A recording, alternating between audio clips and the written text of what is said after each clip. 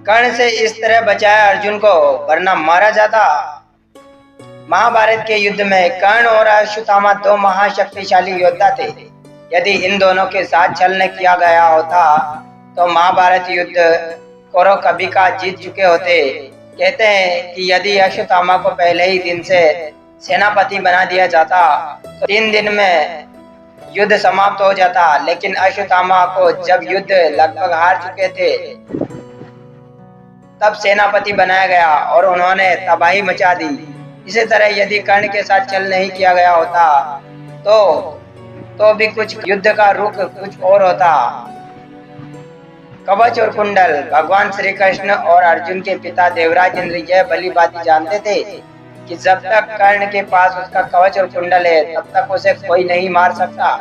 तब श्री कृष्ण की युक्ति अनुसार देवराज इंद्र ने ब्राह्मण बनकर दानवीर कर्ण से दान में कवच और कुंडल मांग लिए, लेकिन कुछ मिल जाकर इंद्र का रथ भूमि में धंस गया। अभी आकाशवाणी हुई, देवराज इंद्र, तुमने अपने पुत्र अर्जुन की जान बचाने के लिए छल पूर्वक कर्ण की जान खतरे में डाल दी। अब ये रथ यहीं धंसा रहेगा और तू भी यहीं धंस जाएगा। तब इंद्र ने आकाशवाणी से पूछा, इससे बचने का उपाय क्या है? तब आकाशवाणी ने कहा, अब तुम्हें दान दी गई वस्तु के बदले में बराबरी की कोई वस्तु देनी होगी। तब इंद्र ने फिर से कर्ण के पास गए और उन्होंने कवच और कुंडल वापस देने का कहा, लेकिन कर्ण ने लेने से इनकार कर दिया। तब इंद्र ने उन्हें अपना अमोघ अस्त्र देकर कहा कि यह तुम जिस पर भी चलाओगे वह मृत्यु को प्राप्त होगा, लेकिन तुम इसका इस्तेमाल एक ही बार कर सकते हो। नंबर 2, मोद अस्त्र। युद्ध में जब घटोत्कच ने कौरवों की सेना को कुचलना शुरू किया तो दुर्योधन घबरा गया और ऐसे में उसे समझ नहीं आ रहा था कि क्या करें।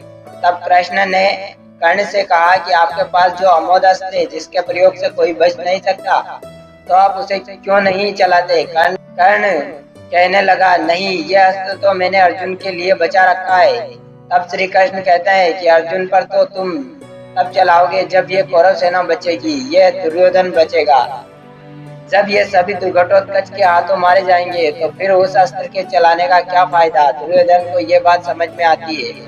वह कर्ण से अमोघ अस्त्र चलाने की जिद करता है। कर्ण दुर्योधन को समझाता है कि तुम घबराओ नहीं, ये कृष्ण की कोई चाल है, लेकिन दुर्योधन एक नहीं सुनता और कर्ण मजबूरन वह अमोघ अस्त्र घटोत्कच के ऊपर चला देता है। इस तरह भगवान श्री कृष्ण अर्जुन को बचा लेते हैं। नंबर 3 पर है असहाय कर्ण। कवच और कुंडल उतर जाने के बाद अमोघ अस्त्र नहीं होने के बावजूद कर्ण ने अपार शक्तियां थी। युद्ध के 17वें दिन शल्य को कर्ण का सारथी बताया गया। इस दिन कर्ण भीम और युधिष्ठिर को हराकर कुंती को दिए वचन को स्मरण कर उसके प्राण नहीं लेता है। बाद में वह अर्जुन से युद्ध करने लग जाता है। कर्ण तथा अर्जुन के मध्य भयंकर युद्ध होता है। जब अर्जुन बाण चलाते हैं और वह कर्ण के रथ पर लगता है तो उसका रथ दूर दूर तक पीछे चला जाता है। जब कर्ण बाण चलाते हैं तो अर्जुन का रथ कुछ कदम ही पीछे हटता था और ऐसे में श्री कृष्ण कर्ण की बहुत तारीफ करते हैं। तब अर्जुन भगवान से कहते हैं कि आप कर्ण की तारीफ कर रहे हैं जिसके बाण से हमारा रथ मात्र कुछ कदम ही पीछे हट रहा है, लेकिन मेरे बाण से तो उसका रथ कहीं गज पीछे जा रहा है। तब ऐसे में श्री कृष्ण मुस्कुरा देते हैं। तब अचानक कर्ण के रथ का पहिया भूमि में धंस जाता है। इसी मौके का लाभ उठाने के लिए श्री कृष्ण अर्जुन से तीर चलाने को कहते हैं। बड़े ही बेमन से अर्जुन असहाय अवस्था में कर्ण का वध कर देता है। इसके बाद कौरव अपना उत्साह हार बैठते हैं, उनका मनोबल टूट जाता है। फिर शल्य प्रधान सेनापति बनाए जाते हैं, परंतु उनको भी युधिष्ठिर दिन के अंत में मार देते हैं। नंबर 4 पे हनुमान जी की कृपा से बचे अर्जुन। कुरुक्षेत्र के युद्ध में अंतिम दिन श्री कृष्ण ने अर्जुन से पहले रथ से उतरने को कहा। उसके बाद श्री कृष्ण रथ से उतरे। श्री कृष्ण ने हनुमान जी का धन्यवाद किया कि उन्होंने उसकी रक्षा की, लेकिन जैसे ही हनुमान जी अर्जुन के रथ से उतर गए वैसे ही रथ में आग लग गई। यह देखकर अर्जुन हैरान रह गए। श्री कृष्ण ने उन्हें बताया कि कैसे हनुमान जी उनकी दिव्य अस्त्रों से रक्षा कर रहे थे।